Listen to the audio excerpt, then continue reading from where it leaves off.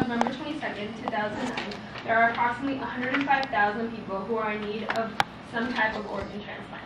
Out of these people, 15 to 17 people will die every day due to the lack of donors in our country. Although the selling of human organs, is not usually something that is considered, for transplant experts, this might be a legitimate solution for the problem. Legalizing the sale of human organs is not simply just trading organs for cold hard cash, but more realistically is seen as compensation for donors in a form that is beneficial to the individual.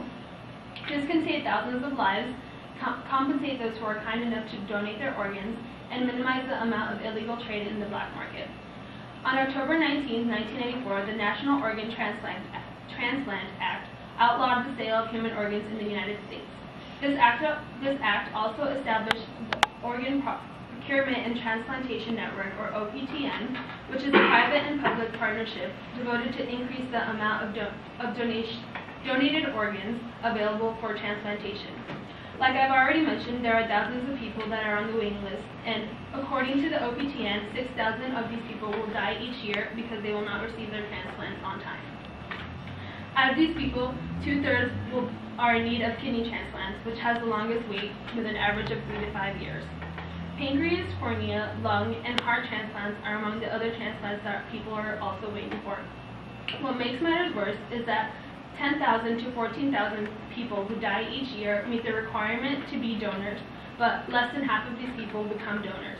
This is usually because even though people sign a uniform donor card or check off that they want to be a donor at the DMV, which I know some of you have, a person's relative needs to give the consent at the time of death, and unfortunately the majority of relatives refuse to give consent because they haven't been informed by their relatives that they want to be donors, or because they just don't really want to deal with that at that moment. This problem has led transplant experts to believe that compensating families of deceased donors, or even living donors, will hike up the amount of willing donators.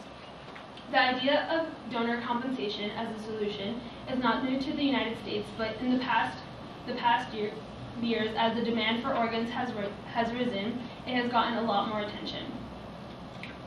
Most Americans hear the phrase selling human organs and automatically think organs for cash.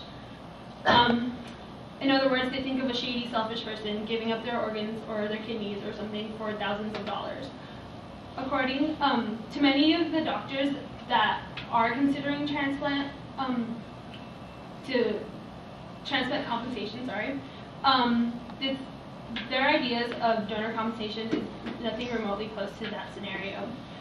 There are plenty of ideas for the types of compensations that donors can receive, but the most appealing, at least for experts such as Dr. Louis Teberman, the director of transplantation at the New York University Medical Center, the most appealing compensations are the small and practical compensations. She advocates small monetary compensations for families of deceased donors. This can cover the fraction of a funeral, or they can get tax deductions for those relatives who did sign the consent. As for living donors, their compensation are beneficiary compensations. It can be something like healthcare in return of their donation, or money to cover the food and living expenses during the recovery process of the donation.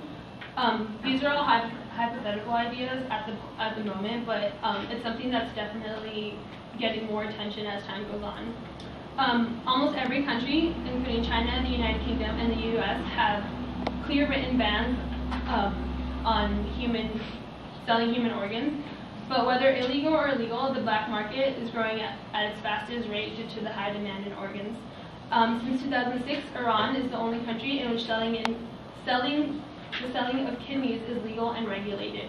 The Charity Foundation for Special Diseases, with the help of the Iranian government, keeps track of donors and carries out compatibility tests to ensure that the country carries out safer procedures, which is of no concern to black market sellers, and this has also resulted in no waiting list in Iran.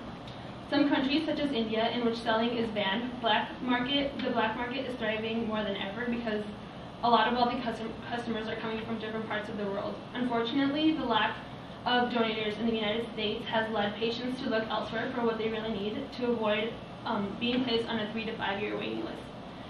Compensation may slow this down, this may slow this increase down in the black market, and it may improve conditions in which donations occur. Oftentimes, procedures are hasty and quick for those feeling forced to donate and who are a necessity, and the legal compensation of donors can lead to a much-needed improvement in the system. I understand that it's difficult for some people to grasp such a new idea like selling organs, but the shortage crisis continues in the U.S., and more doctors are leaning towards compensation. This can drastically increase the amount of available organs for transplants, provide compensations for generosities, and minimize the activity in the black market.